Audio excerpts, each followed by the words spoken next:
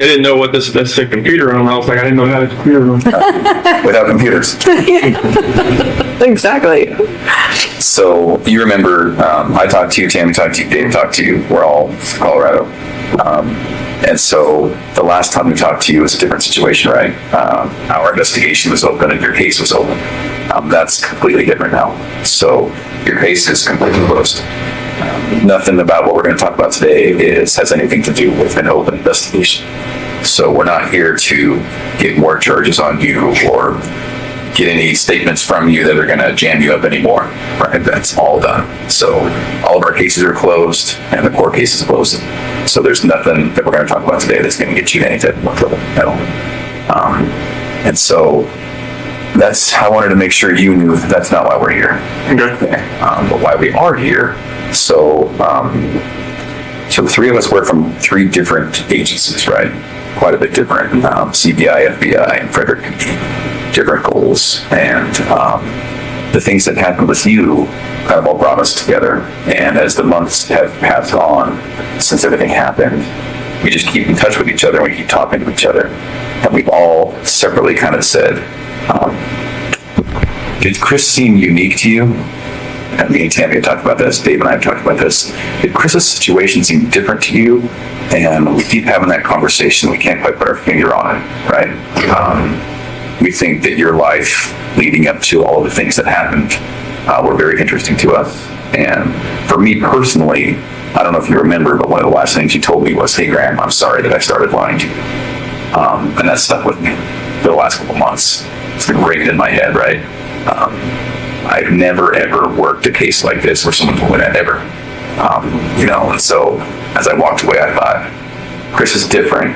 Chris is a little bit unique in that regard. So in talking with Tammy and talking with Dave, I said, what did you feel like when it all went down? When we were there, we were talking to you guys, and we all kind of, in our own different way and in our own different wording, said it all happened a bit too quick for us, right? So when we saw you last, we were talking about your family, about your parents, about everyone. And then the next thing you know, for me and Tammy and for Dave, all of a sudden some patrol officers came in and arrested you. And that was far quicker than we had hoped it would happen. And you understand why that happened, and we understand why that happened. But it left us with 1,000 questions that we didn't get to ask. And then even more importantly, I think it probably left you with 1,000 things that you didn't get to talk about with us. I don't know if you feel that way or not, but and so that's why we're here today. We wanted to kind of talk to you a little bit more about everything. I think there's a lot of things that you didn't get to talk about, and so that's why we're here. And it sticks with me that to this day, there's not one person that's told me, I saw it coming. I knew Chris was like that. I knew it. Not one person. So it's interesting to me, right? No, not one. So we want to talk a little bit about that. Some of the people that we work with, your family, Shanann's family, have said, if you get to talk to Chris, would you tell him some things for me? So we have that to talk about today, and it's good. I think you'll like it. I think it will give you some closure. And so really that's why we're here. Are you available to talk to us? Yeah, definitely. Okay. All right. So off the bat, if you have any questions, just tell us. Okay. If there's something that you don't want to talk about, that's okay. Wouldn't that press you a little bit? Okay, we might say, well, do you mind if we just maybe then ask one question? If something makes you uncomfortable, just tell us. If we need to take any bathroom breaks, we can take bathroom breaks. For anything like that. And we'll take bathroom breaks and water breaks ourselves too. So then, is there anything about your schedule today that makes it that you can't talk to us? No, there was like a pass for this at the AM and the PM. Okay. They reserved the room the whole day. Oh, okay. Just in case. That's just what they do. Okay, I didn't know if that was like two separate things or something. I think you have to go back for lunch to get counted for or something. Oh. Accounted for. Yeah, I think 11:30. Yeah, lunch is like 11. What they're down like 12:15. So. Okay. So in general, how is it here? It's a lot different in Colorado. Is it? Good or bad? that's better, I think, because I mean, it's here. I'm actually around other people. I mean, in Colorado, it was just like I was segregated, and there was just like counting on the walls all night, screaming, and just it was hard me. From other people? Oh, Really? they're just telling me like how I should kill myself and like what they're gonna do to me, and just like all that kind of stuff. So Oh, it was today. This is a lot different because I mean, people here don't seem to. It's not like they don't care, but it's just kind of like they don't like judge you as soon as you walk in. In Colorado, it was like they knew why I was there, and they just that was it. They were just like they had 1 second on all of me. It would have been Really? they were Gee, man. Nice to be out then. out of like what kind of jail. I don't know what it was like in DOC there, but like, they had to lock down the jail for me to walk down the hallway. Wow. They will? So they had to make sure you were completely separated from anyone else. Jeez. Wow. Like I didn't see anybody else there. Like I was still next to somebody, but like I never saw them. You just hear them. How did they know who you were? I don't know. I just they make phone calls in there too. Oh, okay. And they got the newspaper in there before I got in there. So Yeah. How was, have you been able to talk with family? oh yeah, definitely. Like we get from 6 p.m. to 7:30. That's our my unit's not out, so we get to use the phone at that point in time. Really? And do they charge you for it, or? Oh, it's just like it's like Secures or something. Okay. And how do you make money to pay for that? They put money on the phone. Oh. So if I call, like, if I was like to dial somebody's number, they have to have like a phone account set up. Oh. It's just restricted. And then so who you call pays for it? Yes. Oh, okay. Have you been able to talk to like family members and parents and all Yeah, that? my mom and dad, my sister. Okay. Good. Is that a good thing? That's a good thing. Yeah, they don't hear from me. They're like, "Oh, what's wrong?" What's wrong? Oh, good. And how was it with them? And so far, so good. Yeah. Yeah. It was hard to hear your parents at sentencing. Yeah. I didn't know if what they were gonna say. So Yeah. And so, yeah, I really appreciated what they said. I don't know about you.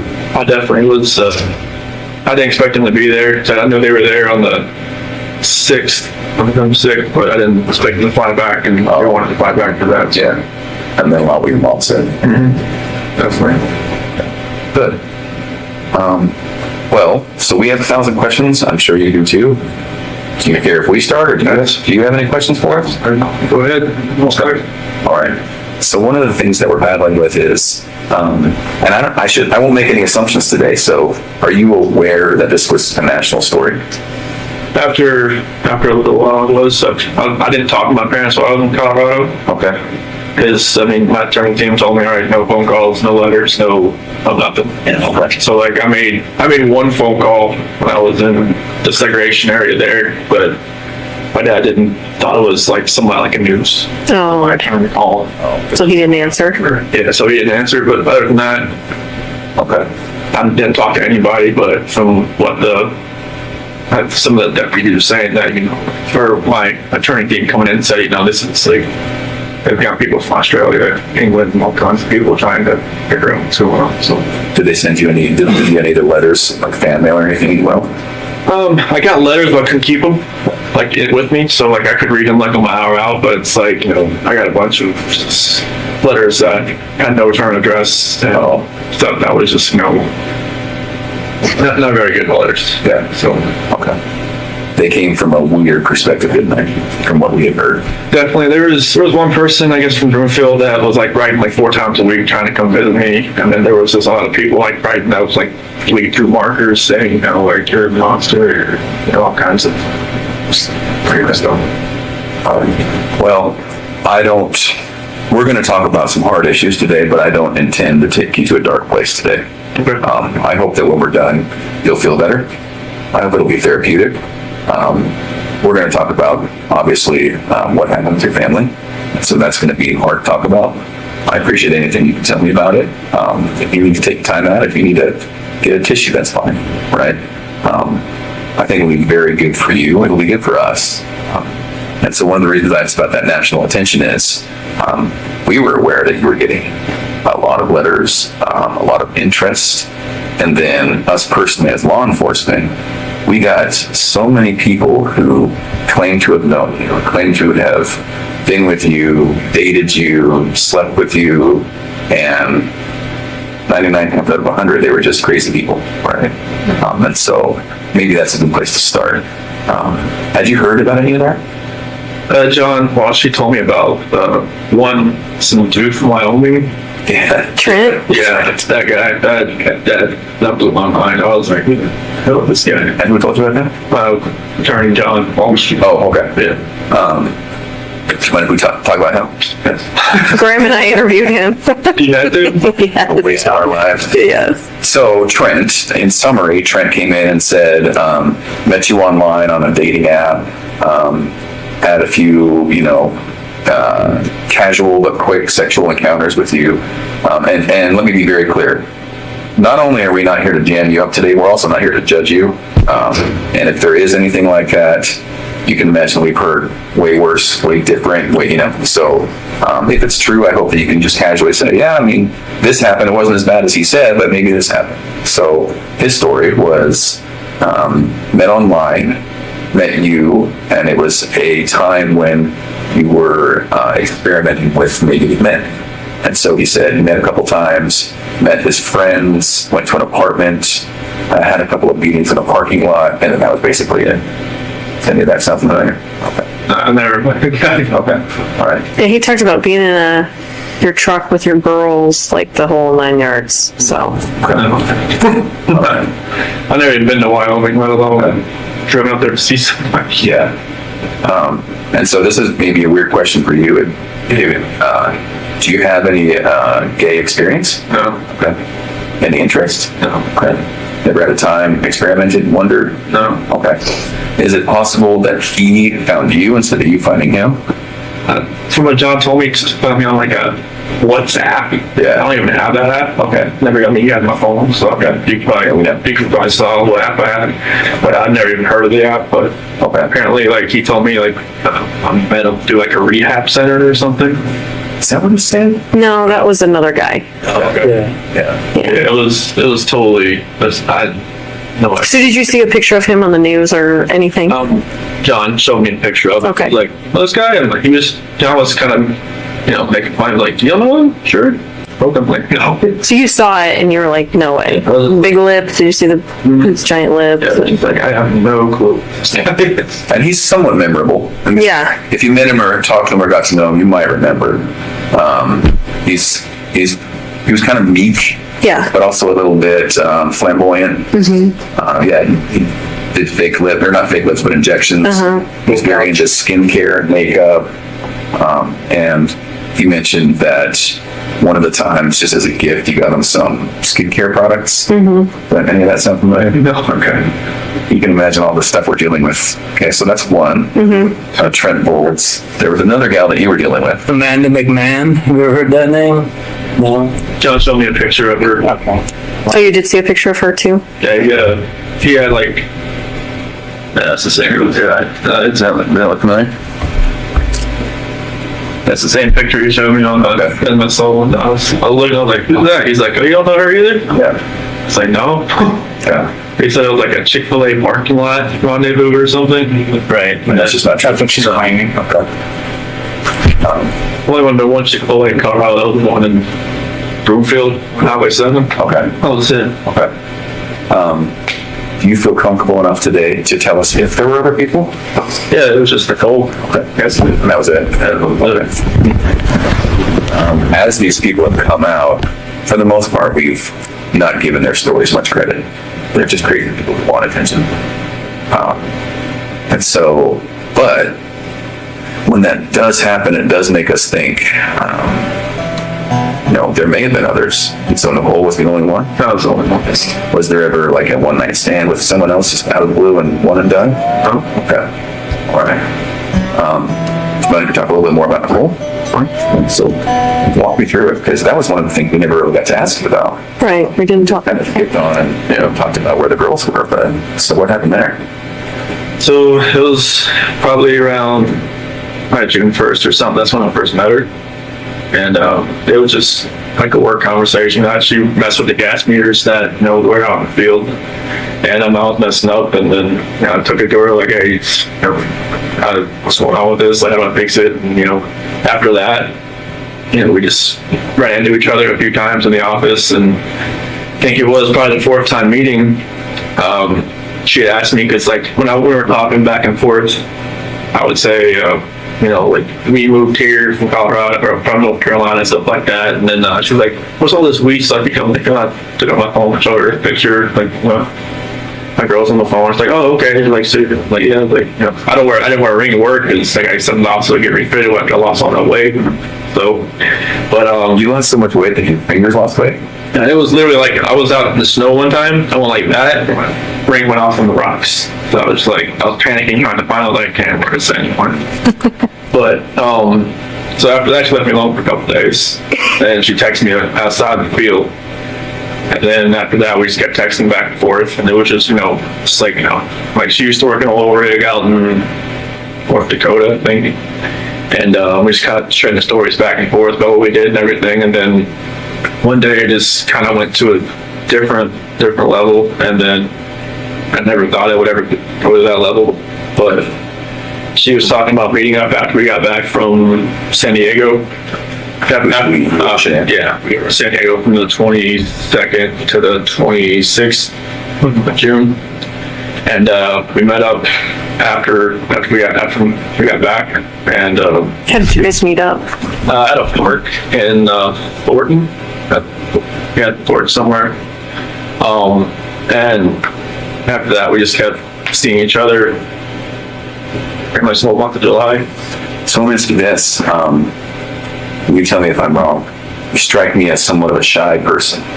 So when you guys were meeting, did it just kind of very initiatory, like flirting at first? Okay. From both sides? Yeah, it was just kind of like feeling each other out. It was kind of like, Yeah. And so texts, any calls? more near the end of June, Okay. And what makes you remember that it's June that it happened? because we called each other before I left to go to San Diego. Oh, okay. All right. At first, did you think something might happen? I just thought it was just flirting. I didn't think it was actually like something that would actually happen. Yeah. Well, it's totally natural, right? I mean, everyone kind of flirts at work, right? Because the relationship between men and women is different. So if you're working with a girl at work, it's just kind of natural to flirt. I get it. I wish I was out in the field more so than in the office those demos, but Yeah. I gotta see it in your eyes. That's kind of where the path started, isn't it? yeah. I mean, if I was like, because when I went from like a rover to a field coordinator, like I would spend more time in the morning time in the office trying to get everything like situated where we're gonna go, everything like that. And if I was a rover, I'd be more out in the field instead of like going to the office like for more than an hour. Right. It just gave me more time to run into her, pretty much. Yeah. What did she know about you? Did she know you were married first? She did once I showed her the pictures on the phone. Yeah, I'm like, the home screen picture. So was your wife in that picture, or was it just your phone? It was just my girls right there, but my wife was the lock screen. Oh, So she knew I was married and my kids. are you aware that she said she didn't know you were married? Yeah, What did you think about that? It was like just trying to save face, trying to I was just trying to. And some of my sister said it was like just trying to keep things together. Yeah. Just trying. She phrased it a different way. It was just kind of like. Just like ground control, is trying to control everything that's going on around her. Because I'm sure she got bombarded by all kinds of different sides from the media and everything. So. Have you talked to her at all? No. I'm hoping she hasn't written me in a different alias or something. No, I'm not talking to her that way. Oh. And are you not allowed to talk to her? I would hope that. Okay. No one told you that then? No, I mean I would expect I thought in Colorado it said on a DOC list of if you're on a victim list you can't call anybody. Oh, right. But here I'm not sure if that's the same. But I just talked to my sister, parents, some friends of my parents. Do you wish you could talk to her? maybe once just to get some closure. say like, hey, just once. Yeah. Say like, I'm sorry this all happened. I'm sorry. I'm not sure like what happened like afterwards, like what you went through, like if you had like counseling, if you're like, different state, if you had to leave everything behind. I just wanted to let you know I'm sorry and that something I never saw probably happening or happening to somebody else. Can you be alright if we told her that? That's fine. Do you want us to? Do you want us not to? And if she would want to even talk to you guys, I'm not sure if she's in contact with me. I'm sure she'd answer your phone call more than the attorney phone call that she didn't want to call. Answer. Yeah. Oh, so your attorney tried to call her and she wouldn't answer? Yeah, 'cause I remember her phone number, but after that they figured out, I guess, where she lived. And they left a call business card there. And she just pretty much after like the 5th attempt, she said stop. I don't know. Yeah. Yeah. I'm sure she's getting bombarded like everyone else, so. And hopefully it's calmed down since, but I'm sure like I just hope she can I'm not there's like normalcy for her, not since she's on the outside, but I'm hoping it can get that way at some point. I'm not sure if she had to leave Colorado or not, but surely that would have been hard if she did. Mm-hmm. Gentleman at Darko was in dream job, so that's one thing I always like asked my attorneys is like, did she have to leave? Like, did she have to do anything at work? Because that was one thing. So she always told me that was her dream job. So. Oh, really? Yeah. Where does she mean? Like in the oil company in the Darko was like, unless you work for like BP or like a company or something. Oh, I see what you're saying. And the Darko's like in Those like big leagues. yeah. Right. Can I ask kind of a cut question? Did you love her? I felt like it was true. Yeah. I think so too. I think it was the same from her. Okay.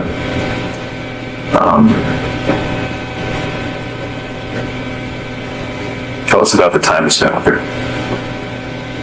Well, I mean, it felt like it was, I think like when you said like more like a shy guy, it's kind of like I've never like been pursued by anybody before. It's kind of like I was the one, trying to pursue. Because like when me and Shanann met, it was like, she was always like pushing me away, kind of like, She was sick for a while, right? Oh yeah, she had just got diagnosed with lupus and she was on like a bunch of different medications and stuff, and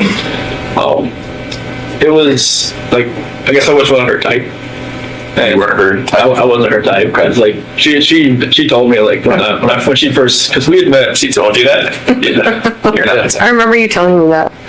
Yeah, it was like, when we first met, like was at a movie theater and my cousin's ex-wife set us up. You were dressed like shit, weren't you? I didn't. That's what you told me. Yeah, I didn't know like that. People weren't having any games. So she was fancy and she was in like shorts and tennis shoes or something, right? I should know the doorman, was in a suit. I was just like, this isn't good. Like when you were at the theater? It was a fancy theater, right? It was in Charlotte. It was called the Epicenter. And apparently, they give you like champagne and all kinds of stuff. Oh, this is a fancy date night theater. Yeah. Yeah. I think he came like he was going to a Like I was Cinemax, like I was going to a pond. like AMC. White theater?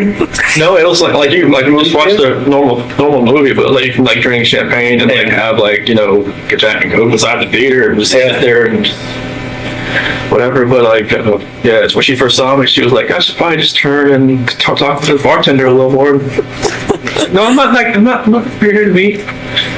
But yeah, like I was like persistent trying to pursue something. I liked her, and even on our first date, like I couldn't even eat anything really. I was just like, Just so nervous? yeah, Really? yeah. She was just like chowing down. And she was like, you eat like a bird. I'm like, oh, that's not like this. And she talked to my parents like months later. She was like, this guy just never ate. He's like, this guy eats like a trash disposal. This trash disposal. I was like, no, that was not around me. I was like, well, I was nervous. I was just like, I was always like shaking and everything.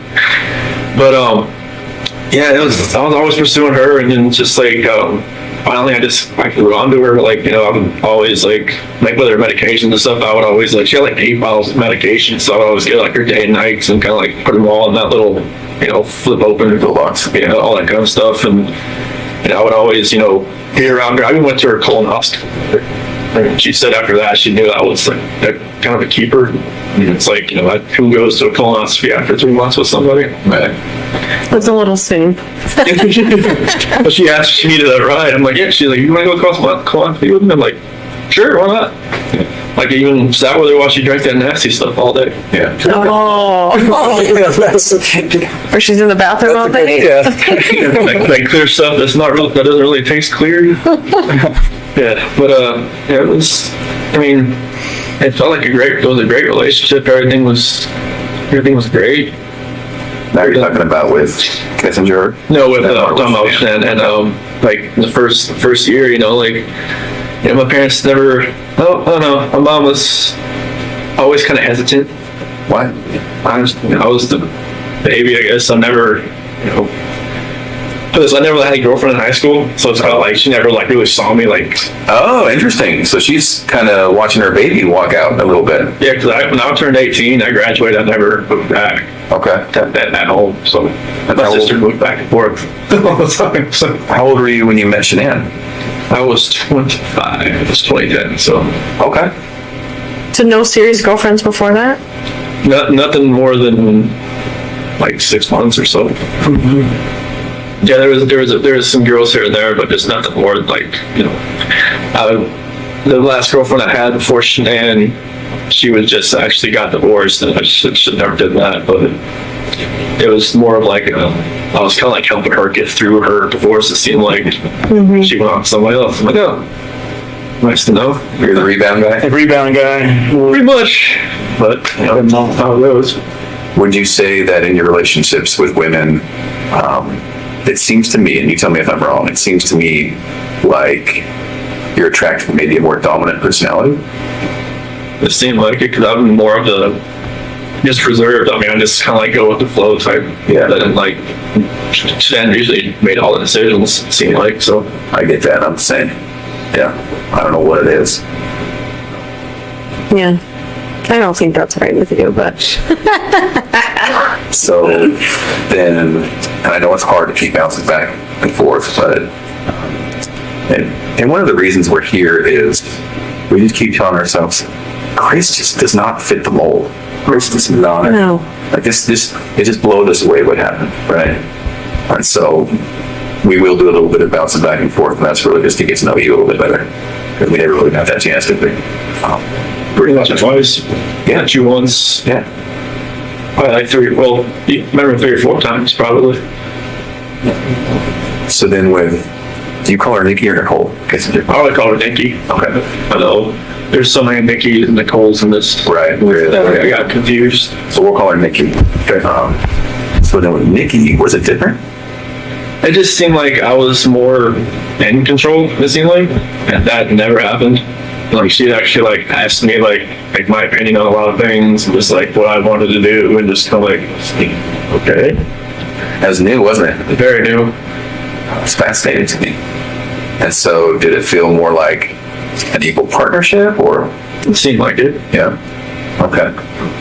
So then when it was date night, would you guys talk about it? Would you ask to go somewhere, or would she say, I want to go somewhere? Was it too fast? The first time we went out, it was to a movie over at the Orchard, about 144th over there, and I asked her like, hey, you want to go see this movie? And like, she's like, yeah. I'm like, okay, cool. And we got there, it was sold out, and normally we probably just have, just wait 2 hours, like, just go home, but not, she just wanted to walk around and just talk. I'm like, okay. Oh, wow. So that was different. And, I think she wanted to go to the car museum, Shelby Museum in Boulder. I'd never been there. And That's right up your alley. So yeah, I was just like, that was awesome just to walk around cars for like an hour or so. And then, drag race in Vandermeer. Okay. And I haven't been to a drag race since 2008. And that was in Charlotte. Okay. Like that was the main drag strip over there. This like the NHRA, the Top Fuel and fun car stuff. Like me and my dad used to grow up. Yeah. Go there like all the time. And then like went to camping in Sand Dunes National Park, and I'd never been camping. I always wanted to do it. thought it was, she'd done it like countless times. Oh, really? Okay. She's outdoorsy? Yes. Okay. Yeah, I guess every time like she needed to clear her head, she'd just go by herself, just go somewhere else. You know? But she's a completely new type of person and relationship. Yeah. Okay. All right.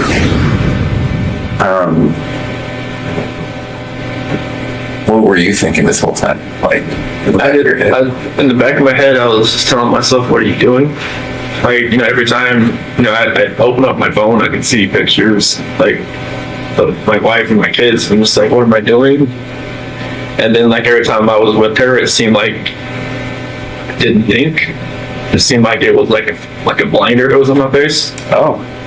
And it was, like, every time I look back on it, like, you know, like, I have pictures of my wife and kids and myself. And, like, every night, you know, or every morning, every night, you know, I just, you know, talk to them, you know, say, like I have, like, this book I used to read for CC. And I remember that book, so I read that to them, like, every night. And, like, there's some scripture and stuff that I read to them, so I just try to, you know, think back, like, I wish this never happened.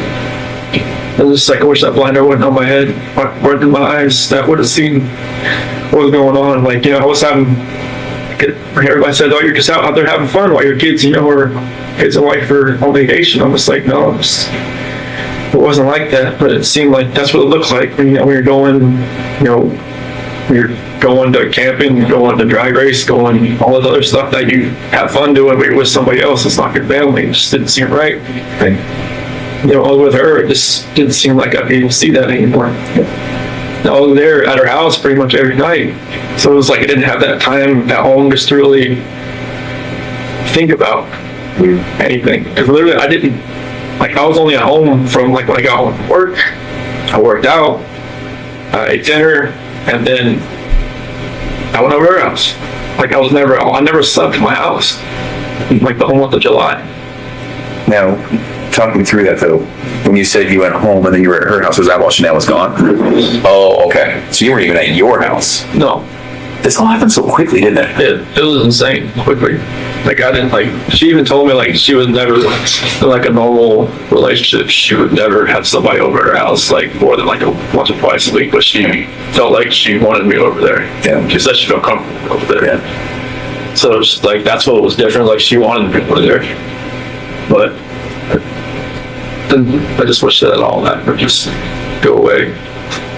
I just wish I'd almost, like, I know it's hard to, I know it's wrong to say I wish I'd never met somebody, but I wish I'd, you know, maybe met her at work and then just kept it that way.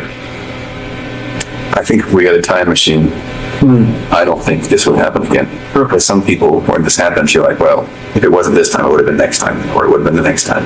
It's just wouldn't happen with you, would it? It happened so quickly that you tell me if I'm wrong. You're not the type of guy to take control sometimes when you need to. Yeah, it seems like that's just what happened. Yeah, I didn't take control of the situation. It was like the situation controlled me. All right, it just happened. No, I get that, man. I'm somewhat passive myself, and it's like, you know, there's situations where I'm like, well, why did I let that keep going? No. Yeah, I don't know why. It was like a roller coaster ride that I just kept punching and taking off and just never picked it up. Yeah. Can we talk about the hardest subject?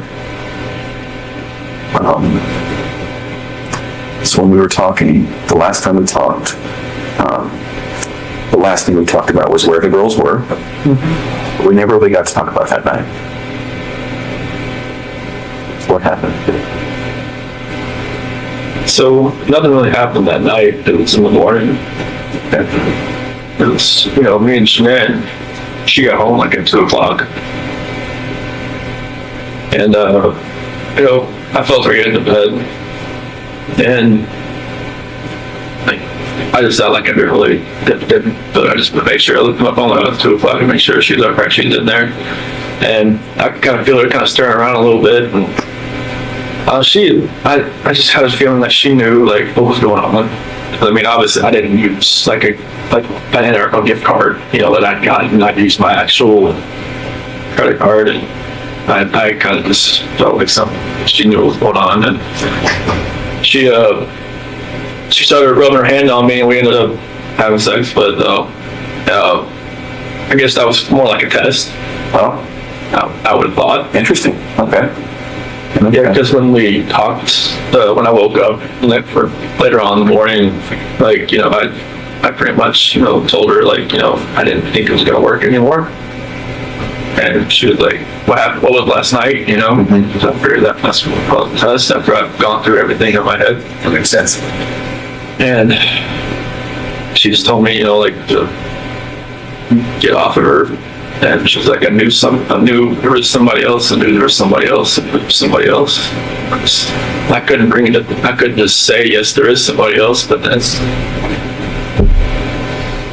she said, never even see the kid again, never gonna see them again, get off me, don't hurt. And then, Is that what she said? that was good. Like, when I climbed in bed, that was pretty much like on top, pretty much like straddling her, doing. Okay. Just she thought I was gonna, like, you know, hurt her or baby or something. So, because she knew that, like, you know, something had happened.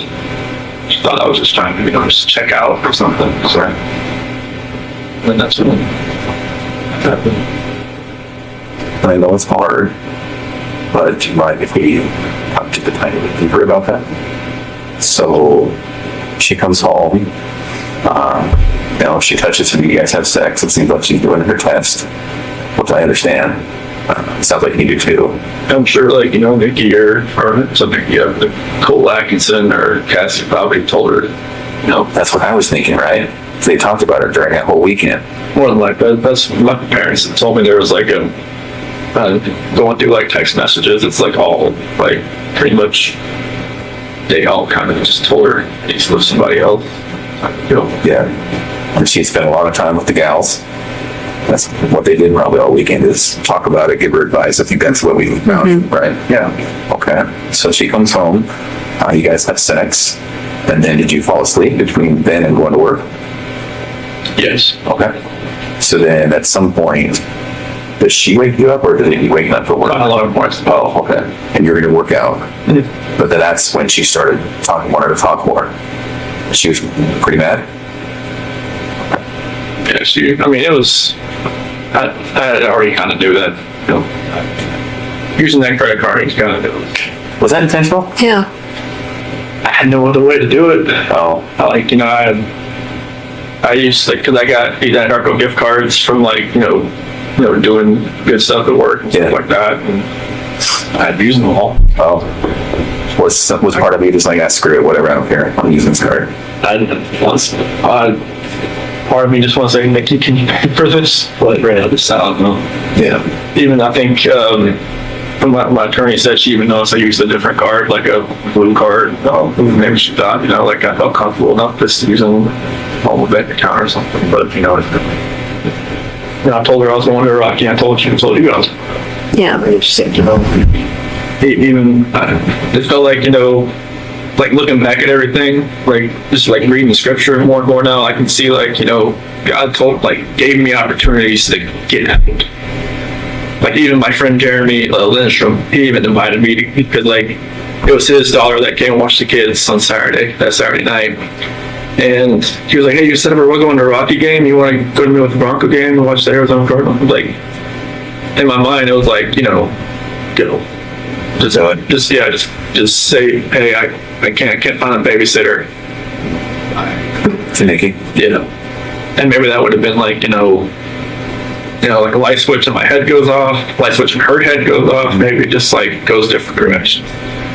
That was kind of like my last like opportunity to kind of get out. It seems like, I wish I would have said, yeah, let's go. Yeah. And I think that would have just put me on a different trajectory. So then, Shanann, did she actually say you're never going to see the kids again? She said it to me before. Yeah. That's kind of hard to hear. Yeah, because she'd said to me before she went to Arizona.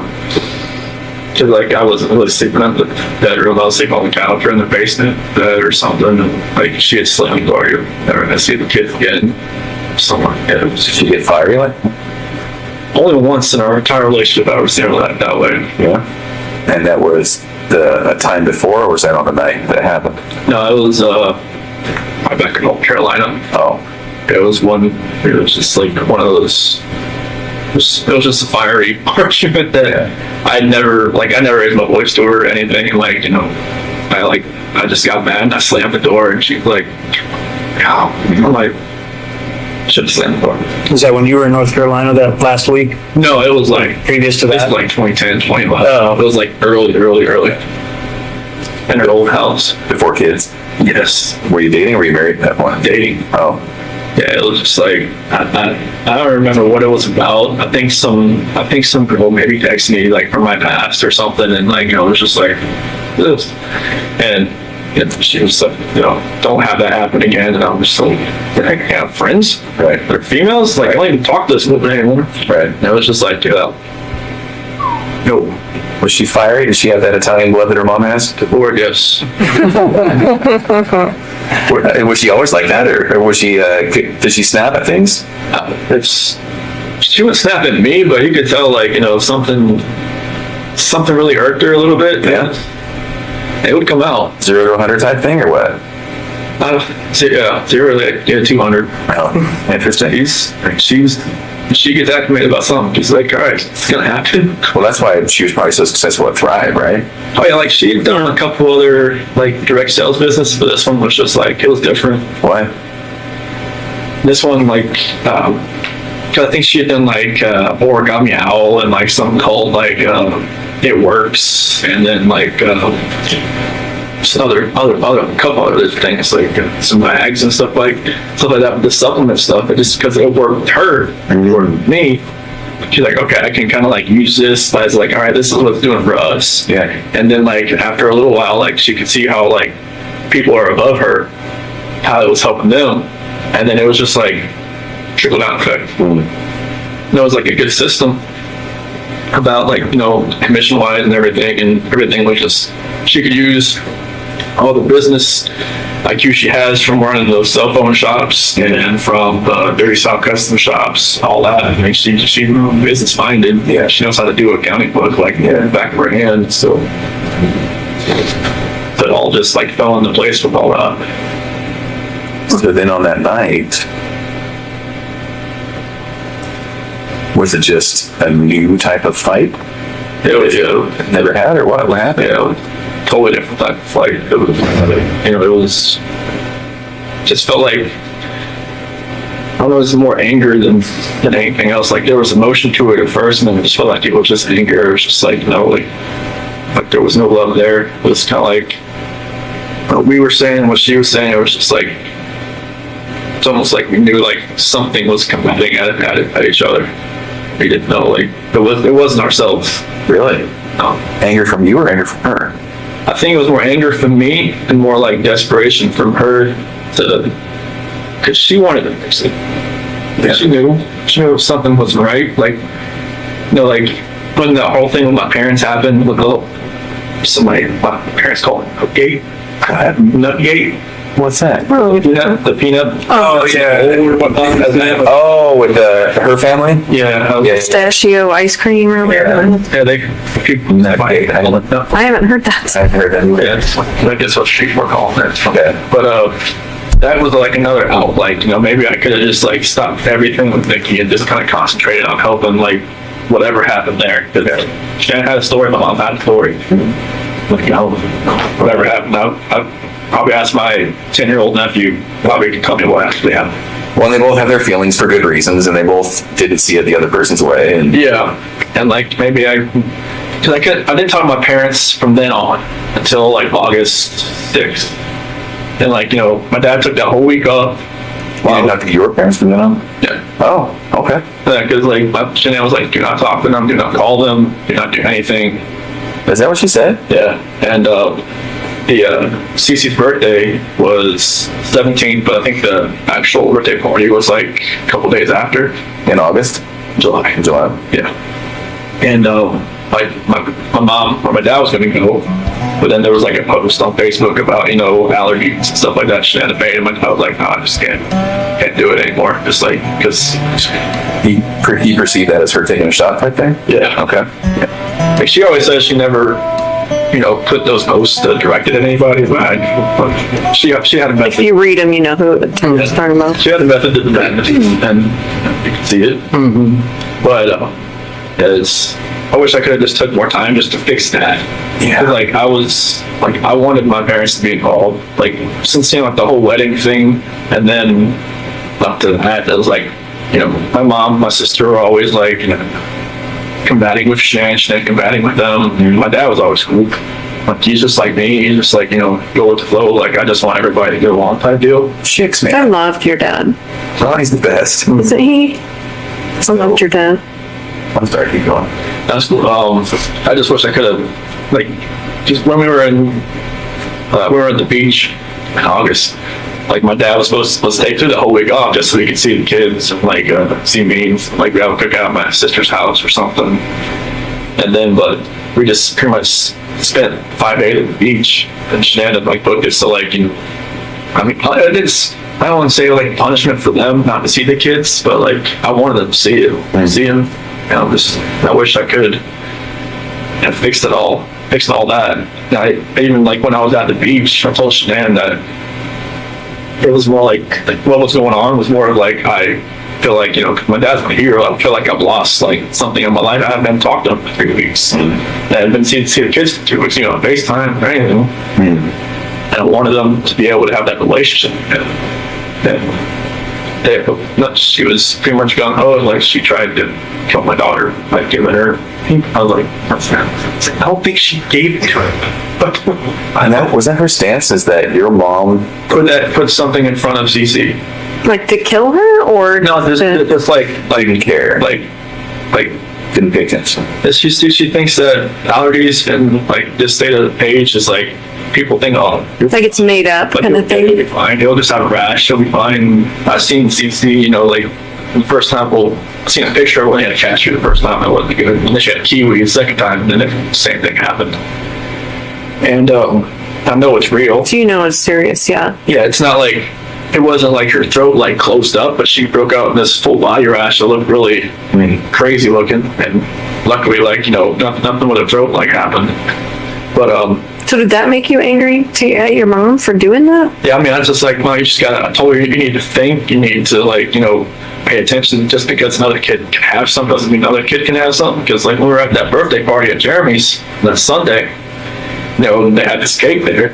Like Bella wanted it so bad. I'm like, can't give it to her because she can't have it. She was like, you know, okay. And all the other kids were like, they can't have the cake, you know. Like I just kind of took them off and gave them some like one of those frozen pops or something. But you know, it's just like she had to learn that just because one kid can have something, there's another kid that can't have it for a legitimate reason. Like she couldn't have done it, but you know, that's the kind of talk I had with her when Shannon called me. I think it was maybe like middle of July or something when she told me all this had happened. That's when I called my mom and talked to them for a while, and then they're just like, you know, they just couldn't deal with her anymore. Shannon just kind of like, you know, they like flipped out. My nephew told Bella to go hide behind the curtain because I don't think your mom was going to let you come over here again or something like that. Oh. So they got heated. Oh, it was bad. Really? Yeah, it was like a last straw between them, I think. Like in the same room or over the phone? No, they were at the house. They were really heated. Yeah. But Cece and Bella and my niece and nephew were there. Okay.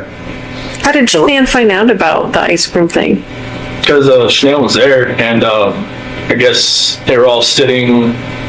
One was couch, it was kind of like a U, and my niece went into the kitchen and she knew where the ice cream was. There. So it's not like your mom gave it to her? Like she got her own? Yeah, she went in the freezer, got it, went out, and stopped beside Cece and started eating. But like it's just a matter of like Cece could go like like that. I don't know what would happen if she just got it on her hand. Right. But like I know on like the prick test, you know, on the back, it's like a well. So were they staying there at your parents' house during that time? Yeah, it was. So they would go from my from Sandy and Frank's house Yeah. for like a few days or 5 days, and then go to my mom and dad's house for a couple days, kind of back and forth. So it happened during that time. You were there, yeah. So there were so many things that happened, weren't there? There just were little tiny ingredients to this recipe. Yeah, nothing like That's Chris. I mean, it's just so many things just didn't go your way. everything was like somebody was stirring a pot, and it was just That's exactly what it looked like. So then, I know I keep bringing it up. Can you walk me through to just the last few minutes before Shenandoah? it was pretty much just like I had gotten dressed for work, and then like we started talking. Did she come to you? No, I was just right there in bed. Oh, Just- okay. Yeah, so I was just like, I got my blue shirt on, my jeans and everything. I was ready to go, and Was she asleep, or did you have to wake her up to finish your conversation? I Or wake her up because like she got home like 2 o'clock, so she pretty much out of bed. But I never knew like if her plane got delayed. Someone always told me like she just like sat around with Nicole and just like talked for a while and then came home or something. I'm not sure if that was. It was delayed. Yeah.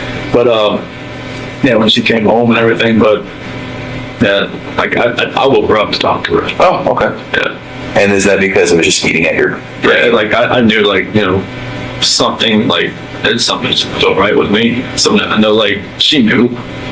I just knew she knew. I just felt like maybe the kids weren't going to be there when I got home that day. Oh, interesting. Now, I don't mean to offend, but I have to ask, is that really the truth? Okay. I really felt like they weren't going to be there when I got home that day. Oh. And like she so- would take them somewhere? No, Or- I just felt like either maybe I wouldn't go home, maybe they weren't going to be there, or I wouldn't be allowed in, type thing. I think I saw some text messages where Shanann talked about that she would take the kids to another state or something because she wouldn't be able to afford to live in Colorado or something. Did she say that kind of stuff to you, or Yeah. what did she say about that? She said she couldn't afford to live in Colorado on her own, and that I told her like, well, you can try it, which pretty much makes the same amount I do. Yeah.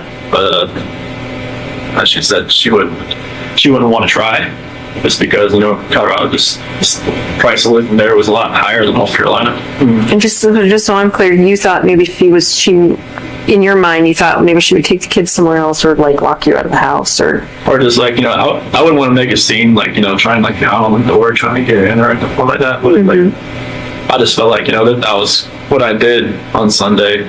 It was kind of like, or Saturday night was kind of like the last straw. Kind of like going out with somebody and actually a good account card and just like not trying at all. So walk me through it though, because she comes home, she lets you guys have sex, you fall asleep, then you wake up for work, all natural, all, a normal day's work type thing. Yeah. What was it that made you think, I just can't do this anymore, I have to talk to her? It was eating away at me. Like I knew like something, like I knew everything that I did. Like I know like when I was with Nikki, it was different. Like I wasn't even like in the realm of I'm a dad, I'm a husband type thing. Oh, And then like I was saying, when I'm never at home, like sleeping at my own bed, like I have no like concept of that anymore. interesting. So in your mind and heart, you could have moved on. Like it kind of felt like if I wasn't at home, like I didn't think about it almost. Cause like if I wasn't sleeping on my own, but like I think there was at one point like Nikki had gone to the mountains with her friends for like a few days, like into June, first part of July, and then like that part, obviously I was home, but like from that whole month of July on, it was like I was never home. Like I never had all those reminders around me. I never had, like every time my wife called me, I would be at Nikki's house. Oh, while she was in North Carolina? Yeah. Okay. And I would like, walk outside and talk to her, like when I was next to the car or something like that. I would never be at home looking like have all these pictures around me, just being in the same bed, seeing my kid bed, seeing everything that we built for the last 6 years. And so, did you just want to once and for all get it out in the open? I just wanted to just tell her how I was feeling at that point in time. Like I didn't feel like me and her were compatible anymore. Honestly, I didn't feel like that because what was going on with Nikki, it was new. It was new. Right. Absolutely. Anything that's new always feels better than the old. Yes. You were probably bitten by the love bug. Yeah, It's not a lot of unfortunately, yeah, it was just like, I never felt that. I mean, even like with new relationships in the past, like it always felt different, like, you know, the first couple of weeks, and then, you know, but it just, with someone Nikki felt different. I don't know what it was. Maybe it was just like you said, like, you know, I was more in control, and like it was more of like maybe more of me coming out. Because Shannon always said, like, it always seemed I was more myself around other people, like, you know, her cousin Cody, like, you know, like Cody lived or came up, visited us for a little bit while we were in Colorado for a little while, and Cody always talked about, like, oh, Chris is so funny, Chris is like, Shannon would always like, oh, you never like that with me. I'm just like, well, maybe I always felt nervous around you. There's only so much oxygen in the room, right? I say this to some people with dominant personalities. You know, I just always felt nervous. I always felt like I was, you know, never could actually just, you know, be myself. Nikki, I was myself like all the time. It was just different. well, and it seems as though, and again, hard to talk about, and you tell me if I'm wrong, but it also seems, is it accurate to say that sexually you were able to say, Nikki, this is what I would like, this is what I'm into, or blah, blah, blah, and maybe not with Shanann? No, Nikki just wanted, I mean, she wanted what she wanted. She wanted to do it pretty much all the time. I was like, okay, that's fine with me. Okay. You know, with Shanann, it was like, I'm like, hey, sometimes it happens, sometimes it didn't, but that wasn't the case as far as that way. It wasn't just like sexual, but it was mainly, I was just more myself. I could, like, you know, just not think about what I was going to say or plan what I was going to say or not, you know, gonna say something stupid or something. But, Right. A little bit of freedom. Can I ask you something about that morning that you had sex with Shanann? Did you feel at all like maybe you were kind of cheating on Nikki by doing that? I felt strange. I felt like, you know, the first time I was with Nikki, I felt weird. First time, like, Sure. And then the last time I was with Shannon, I felt totally strange. I was just like, I didn't know who I was. I didn't know who I had become. I felt like I had become people I see on TV, and that did not feel right with me. Like, I didn't know what had happened to me. So Nikki even asked me, like, have you done this before? Have you go straight away? I'm like, I've never even thought about it. It's like, what's different? It's like, I guess it's just you that's different, because I just never actually, like, I've seen girls smile at me before, never done anything about it, but her, it was just like, it's like she had a leash on me and she tugged me away. As soon as she walked, I'm like, what the heck, what's going on? So, Well, and Tammy brings up a very good point. I wonder if that last time with Shanann having sex had a somewhat of a role in you thinking, like a trigger? I gotta do something, I gotta say something, we gotta have a talk, something's gotta change. Is that accurate? Yeah, I just felt like it was like maybe like a trigger point or something, like you hit the push button on a bomb and it just blows up. Right. Something in my head was just like something, just something was hurting. Just like I had to say something. Okay. So then exactly what did you say and what happened? So when I woke her up, I was like, hey, we just gotta talk. Okay. And I told her, I don't feel compatible. I don't feel like this is gonna work. I just, you know, I don't wanna, like, can we cancel the trip to Aspen? Because she booked a trip that week to go to some, like, mystery 4-star luxury hotel or something. Just the two of you or the whole family? Just me and her. Okay. And she had Amanda there to watch the kids that weekend or something. Okay. And I was just like, can we cancel that? Can we, like, do something? Like, from what I remember, I even said, can we move to Brighton just to get away from, like, this house? Oh. But, like, I'm not sure if that was like in the beginning or the end of part of the conversation or whatnot. That conversation was so many different ways. Like, they'd gone from, like, staying together to not staying together to just, like, all the above. Okay. So this is half an hour, what? Definitely not more than that. Okay. I don't think. Are you crying? Is he crying? It's back and forth. It's like, you know, she's got, you know, mascara. She didn't wash her face when she got home. She had makeup on still, so mascara is running all over her and stuff like that. Yeah, it was nothing about that conversation. I just wish I could take all of it back. Just the whole negative thing back, everything. But So then when did it turn?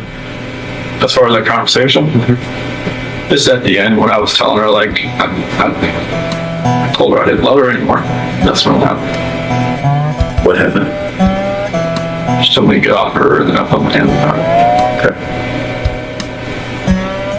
Did you say she said something like that you were hurting the baby or something? That was before that, because like when I was straddling her, it was kind of like around her waist type deal. Why did you get on her like that? I just when we got on the bed, that's just where I got on. Is that so she would listen to you? I felt like she could probably listen to me just laying beside her, but I got on top of her. And every time I think about it, I'm just like, did I know I was going to do that before I got on top of her? Really? That's an interesting thought, Chris. You don't know if you did. Just like everything that happened that morning, I don't know, like I try to go back in my head, I'm just like, I didn't want to do this, but I did it. It's everything just kind of like, Felt like you had to? it just felt like it was, I don't even want to say it felt like it had to, it just felt like there was already something in my mind that was implanted that I was going to do it, and I woke up that morning, it was going to happen, and I had no control of it. You never thought about it before? It was just like, I don't want, like when, like just like in the sentencing hearing, that prosecutor said it takes 2 to 4 minutes, something like that to happen. Like why couldn't I just let go? I didn't. Oh, that's interesting. I just like, Was it feeling like it was in motion and you just couldn't stop it? yeah, it was just like, I don't even want to know what she saw when she looked back at me, honestly. Did you look at her? What was she doing? Fighting. Why do you think she wasn't fighting? I don't know, maybe she was praying, maybe she was just, I read the Bible and said, like, where the scripture says, don't forgive these people for they do not know what they do. Maybe she was saying that. I don't know what she was saying in her head, but she, like when you guys told me, like, take off your shirt and check for defensive wounds, and like, there wasn't going to be any. She didn't fight. I don't know why. So she didn't could she grab your arms, or were her arms pinned down, or? Not that I remember. I don't think so. I mean, I don't think like I moved to where my knees were around her arms or anything. It was just kind of like when I got on top of her, we started talking. That was it. It's kind of like in my head, or like in the back of my head, that was going to happen. And just like at the end of the conversation, it was just like, that's what happened. I just wish I could have let go. Did it seem like it was that long? 2 to 4 minutes? How long did it seem for you? It almost kind of felt like it was longer almost, because it felt like time was standing still. It's kind of like I just saw my life just disappearing before my eyes, but I just like I couldn't let it go. It was like somebody else, like if you picture somebody else around you, holding your hands, holding you, keep you from not letting go.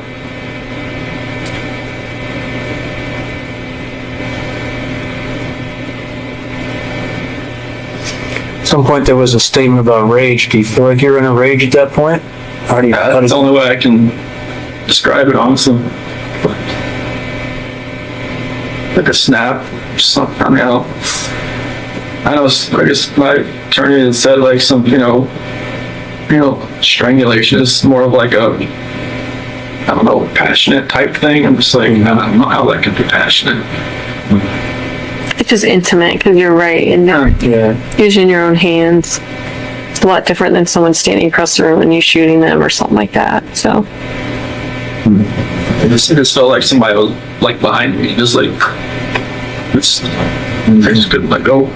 It's interesting to me because there was a lot of things in your life that were like that, right? Where you're just like, maybe felt out of control, or maybe felt like, I don't know why I couldn't take a step back, or, like even when you said, well, your buddy was like a sport of the football game, you wanted to say yes, you could. Yeah, I wanted to. Like I haven't been to a football game since North Carolina, so I was just like, yeah, sure. Like, I wanted to say that. Yeah. I wanted to just text it, yeah, no, it was there, fell through, can't go. So, then what? Just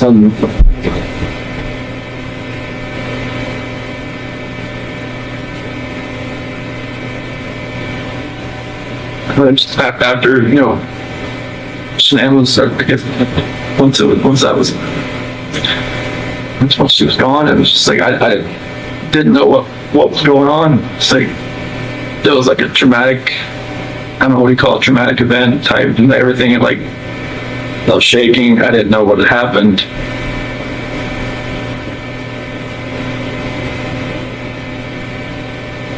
I didn't know what to do. I didn't know what I had done. I still wasn't in that right state of mind. I don't think like I was in control of what I could think or what I could do at that point in time. Like most people say, like, why don't you just call 911? I'm just like, unless you're in that situation, you don't know. We don't know what we would have done. It's easy to play Monday morning quarterback. I agree with that. Like I said, if somebody shoots somebody, you don't know what they was going through their mind at that point in time. You don't know what you'd have done. So what happened next? Well, it came in, So what happened, Bill Neiman? What she said? oh, fine. Did she hear something? Is that what she told you? Obviously, I think. Okay. What did you tell him? Well, you don't feel good. And then, did that happen with Bella right in that room? Not on her. What happened? But she walked in as, when she talking about me, she was sleeping. Did you take her back to her room? But she had in that sheet and found inside. Okay. And what? Carried her downstairs. Back my truck up. At that point, were the girls still there? Okay. So then Shanann's in the truck. Then went back to the house. We got everybody back in the truck. Was Bella first or was Cece first? In the truck. Yeah, I'm sorry. So Shanann was first. And then Bella was next. Was Bella alive when you guys got in the truck? Oh, okay. What happened? I woke back up. Okay. I don't really want to talk about this part, honestly. Those are my kids. It's my baby. I'm just talking about my help speed up. Okay.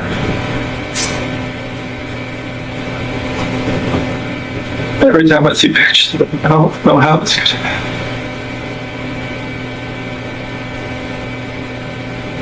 Being a dad was the best part of my life. So I took it all away. I think that's the hardest part for us, Chris, is we see those videos, we see that love that you had for your girls. Like, it's obvious to us, and even to us, it's hard for us to understand how a dad who's given piggyback rides and, making snacks and watching princess movies and those kinds of things, how you get to that point, Like I said, it was just like something else was controlling me that day. I had no control over what I was like to fight back. Yeah. Like when that prosecutor said that Bella bit her tongue, like repeatedly, I just wanted to bang my head up against the wall. So you put Shanann in the truck, and then you put the two girls in the truck? Were they just sitting in their car seats, or I guess they didn't probably have car seats in your truck, did they? So sitting in the back with in that bench, and So Shanann was back there too? she was on the floor. What did they say about the man being on the floor? Not be okay. What'd you tell them? She'll be fine.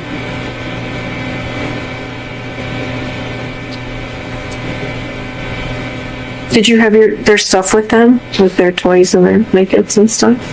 They had something with them that they carried. One of them, I think CC and Bella had like a blanket or something with them. Mm-hmm. Like a pink blanket or. What about the dog? I think one of them had a dog, right? That talked or dog. Yeah, one of them had like a little barking dog. Was that with you too? Do you know? I think it was. It's hard to remember. Like, Yeah. they had like a big blanket, small blanket. So, I think I saw on the video that you put a gas can or something in the back of your truck. Is that right? Did you have different plans? When did you put that in there? I don't know what was going through my head. I felt like maybe I could just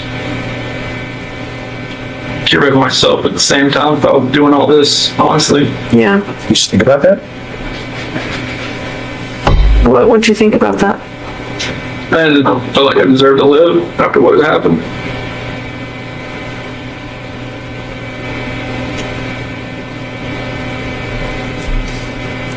Was there any thought to the whole family going away that day? To include you? After everything happened, that's a definite thought. Yeah. See, it's interesting to me. We had all kind of wondered if there was a point when you were all together and if you were all going to pass together. That to me makes sense, but that's, even though it sounds crazy, that's what a family man does, right? Family man doesn't do what he did. No, I know. I guess what I mean is, it seems like you guys were going to be together forever in that way. Is that maybe what was going through your head? Honestly, I just felt like I had deserved to live. Yeah. I know it's like whatever judgment I was gonna come upon myself,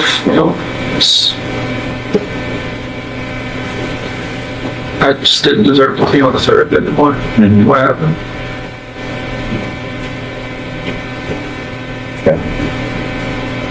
So what made you not do that? You think?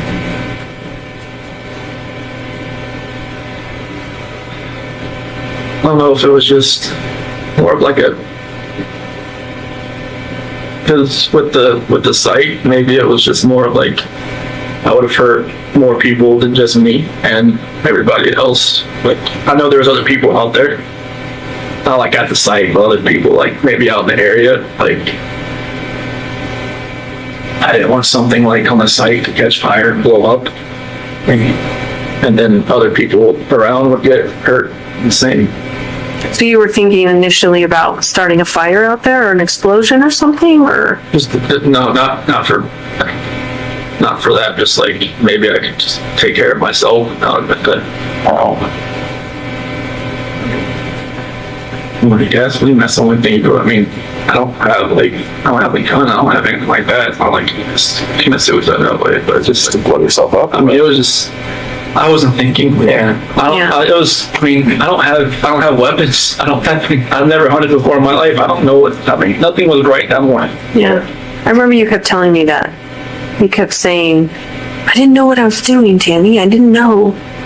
Like, Yeah, when you asked me about the sheet, like, what were you doing? Like, I don't know what I was doing. Yeah. I think you were just like in automatic mode, or it seemed like. So did you drive straight out there? So what were you thinking on the way out there? I was kind of like what I'm doing right now. I'm just like, nervous, shaking, not knowing, like, what's going to happen. Yeah.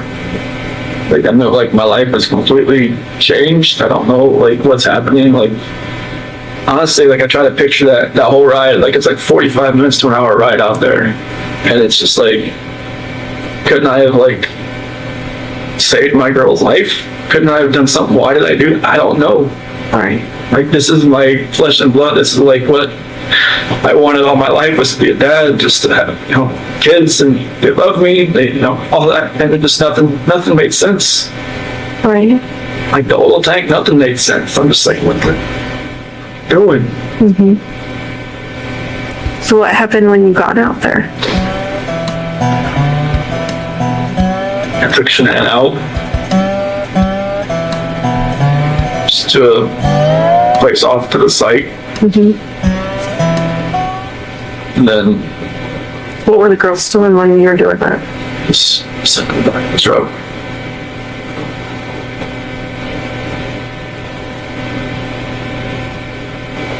And then what happened after that?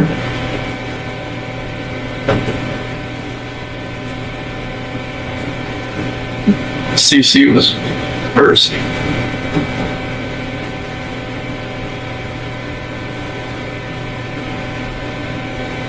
She did have a blanket. She had a blue blanket. A Yankee blanket.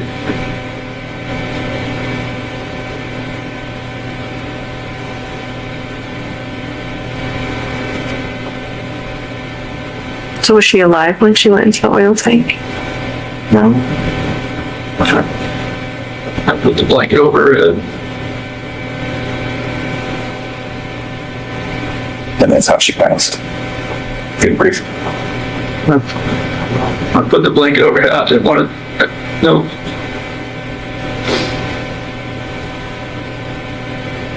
I strangled her right there in the back seat. Okay. What was Bella doing? 10 minutes later, Does she understand? Does she know what was going on? didn't say anything.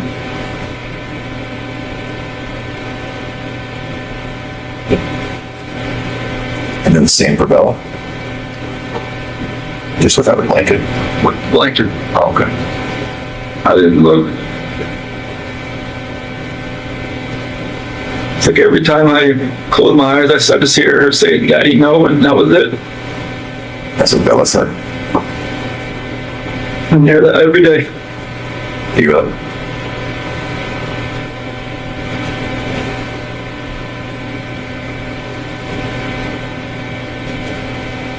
Sorry, man. I'm sorry, it doesn't take anything back that I did. I know. Is it possible that in your mind you didn't want them to suffer throughout their life? Was this like a mercy thing? I mean, you could say that like after the fact, but it was just like, I don't, You didn't feel like that during it? I just didn't, I felt like it was just like an anger with Shanann, with everything that I was just taking it out on everybody that was in front of me that morning. Yeah.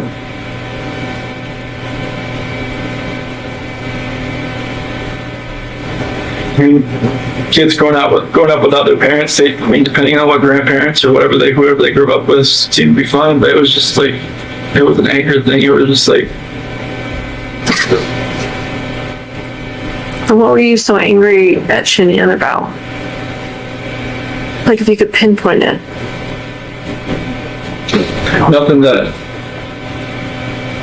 nothing that makes anybody to want to do this. I mean, you could be angry at your spouse like your whole life, but you should never get done anything like this. You should never let it get to that point. But I let it get to a point where I've never been angry before. Like, this is like the epitome of being angry. Yeah. The epitome of like showing a rage. The epitome of like losing your mind. I mean, even like some people in here said, they're like, the heck happened? It was freaking snapped. And like, I just walked away. I'm just like, it's, I don't see it in my mind how it could have, like, I look outside every day and like, what could we be doing right now? Yeah, but, right now I'd have a 5-year-old, a 3-year-old, and what might be a 1-month-old son. And a beautiful wife. And just like, right now it's just me.